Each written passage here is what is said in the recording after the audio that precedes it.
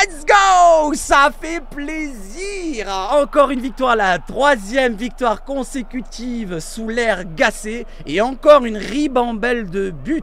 5 buts marqués, certes on a encaissé un but bêtement dans cette rencontre du côté de Clermont et Gaston-Montpied. Donc 5 buts à 1 pour l'OM avec des joueurs qui marquent, qui se redonnent confiance ou qui continuent dans la confiance.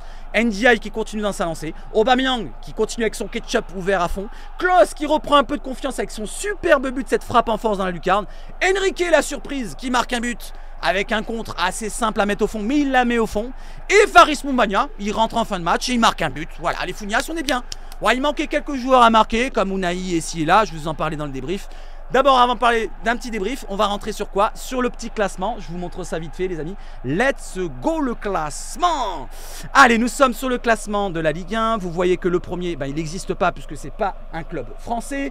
Nous avons donc l'OM qui remonte à la 6e place et qui revient à 4 petits points des Niçois, les amis. 5 petits points des Lillois qui ont gagné du côté de Reims tout à l'heure.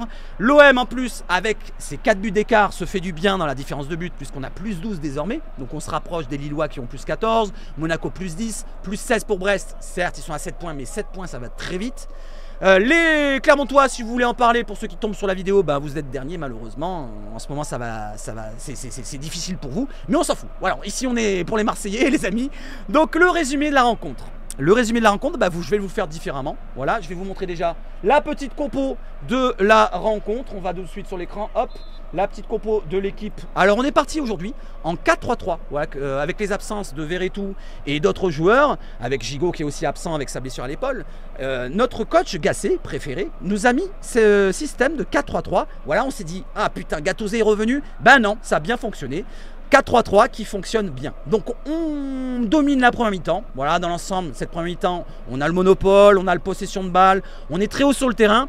Et à un moment donné, il y a les Clermontois qui ont commencé à monter un petit peu leur bloc à partir de la 20e minute. Ils n'ont pas eu d'occasion, ils ont eu une situation, voilà, semi-chaude, on va dire, avec second poteau, un centre, une tête remise dans l'axe. Balerdi qui était en super forme en première mi-temps, qui a tout contré.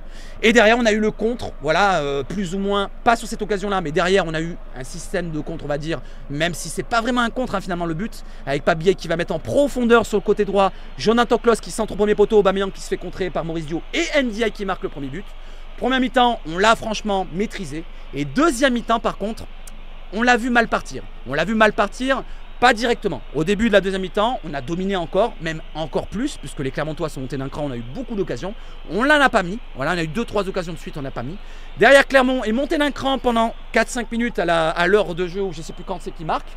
Ils marquent leur but sur un cafouillage, sur un corner bêtement concédé par Balerdi, je crois. On a un cafouillage dans la surface où il y a un ballon qui est dégagé de la tête une fois, deux fois. Ça va au second poteau et c'est comme par hasard un ancien Marseillais formé à l'OM, Bilal Boutouba, qui marque l'égalisation un partout. Et après, finalement, on a repris le dessus dans la rencontre et on les a écrasés tout doucement. Voilà, 5 buts à 1. La victoire est largement méritée. Si vous voulez voir les stats, je vous les montre vite fait. Hop, voilà, 17 frappes. Et surtout, une note à noter, c'est quoi? C'est les 11 frappes cadrées. Les joueurs ont été vraiment précis dans leurs frappes. Surtout Aubameyang, il a fait 3-4 frappes, 4 frappes je crois dans la rencontre, il a cadré 4 fois. Il n'a pas marqué 4 buts, mais il a marqué un but, ça continue dans la série. Voilà, donc il a confiance, NDI confiance, Faris qui marque, Enrique qui marque, pourquoi pas, pour avoir un remplaçant de secours comme ça, une pépite brésilienne. Et même Correa est rentré en fin de match. Voilà, tout va bien dans cette rencontre. Tout va bien dans cette rencontre. Voilà les amis, donc même la rotation a été bonne. Voilà, Gasset qui concerne tout le groupe. Et ça peut nous permettre d'être lancé sur une autre série, pourquoi pas pour l'Europa League. Parce que n'oublions pas, jeudi on a un match. Dimanche, on a encore un autre match contre Nantes. Il faudra le gagner absolument pour remonter au classement dans la Ligue 1 avant d'enchaîner une grosse série. Parce qu'on aura le match après en Ligue 1 contre Rennes à l'extérieur, contre Paris à domicile pour la reprise après la trêve internationale le 31 mars. Après, on va se déplacer à Lille et après, on va recevoir Nice. Donc, il faut absolument gagner encore contre Nantes le prochain match. Pourquoi pas enchaîner avec une victoire contre Villarreal à domicile jeudi. Voilà, ça nous ferait une victoire, 2 victoires. On est déjà à 3 victoires. D'ailleurs, à noter que notre coach Gasset, c'est le premier coach depuis le 21e siècle, donc depuis l'année 2000, à avoir 3 victoires consécutives. Deschamps était à 2. Je ne sais plus lequel était à 2, il y en avait 3-4 qui étaient à 2. Mais en tout cas, c'est le premier coach à faire 3 victoires consécutives. Et en plus de ça, regardez le nombre de buts qu'on marque. On en a marqué déjà 7 plus 5, ça fait 12 buts en 3 matchs. 4 buts de moyenne. Si on marque 4 buts contre Villarreal et qu'on encaisse 1, voire même 2, je prends, je signe tout de suite. Voilà les amis, j'espère que vous avez pris plaisir à regarder la vidéo. N'hésitez pas, l'abonnement, le like et tout le team. Je ne vais pas débriefer tout le reste. Je vais vous donner mon top et mon flop si vous avez envie de donner votre top et votre flop. Allez, mon top du match. Ah ben, j'ai bien envie d'en mettre plusieurs, mais je vais dire qu'NDI reste dans sa lancée. Il m'a plu l'NDI. Il y a Balerdi en premier temps qui a été énorme. Mais Aubameyang qui a été bon aussi. Je vais rester sur NDI. Klose aussi qui a fait une bonne partie. Voilà, il a apporté beaucoup offensivement sur son côté droit. Donc je vais dire NDI. NDI qui a été très top, pardon. Un petit mot sur Gueye aussi. Je craignais un petit peu pour le milieu de terrain avec ce 4-3-3.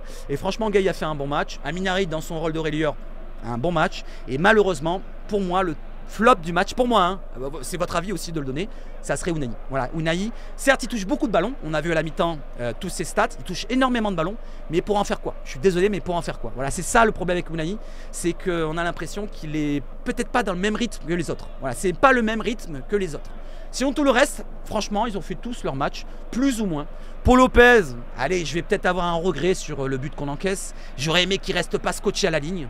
Voilà, sinon, le reste a été plutôt bon. Voilà les amis, vive le foot chez Sabach Foot. On se retrouve demain matin pour la quotidienne. Merci à toutes et à tous. Vive le foot chez Sabach Foot. Et allez l'OM. Ciao, ciao, ciao.